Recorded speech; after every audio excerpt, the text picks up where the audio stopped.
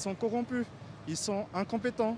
Nous avons plein de jeunes, c'est pour ça que nous, la génération Z, nous, on se mobilise pour qu'on puisse vraiment être au cœur des actions sur notre pays. Des milliers de manifestants sont descendus à nouveau dans la rue à Antananarive, la capitale.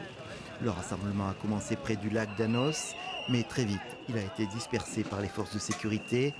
Ce mouvement dit de la Gen Z, commencé le 25 septembre, semblait un peu s'essouffler, mais ce jeudi, la mobilisation était forte et les manifestants se montraient toujours aussi déterminés.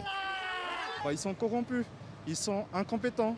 Nous avons plein de jeunes, c'est pour ça que nous, la génération Z, nous, on se mobilise pour qu'on puisse vraiment être au cœur des actions sur notre pays.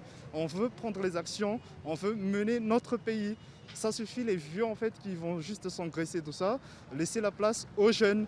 En 12 ans, on ne nous a jamais écoutés. Et c'est pour ça qu'on insiste aujourd'hui au départ du président et non à une dialogue. Finalement, les affrontements ont continué en différents points de la ville. Des groupes éparpillés ont jeté des pierres contre les forces de l'ordre. Celles-ci ont riposté avec des balles en caoutchouc et des grenades assourdissantes. En fin de journée, on recensait 6 personnes blessées et un nombre indéterminé d'arrestations. Des associations s'inquiètent maintenant, selon leurs mots, d'une dérive militaire dans la gouvernance du pays.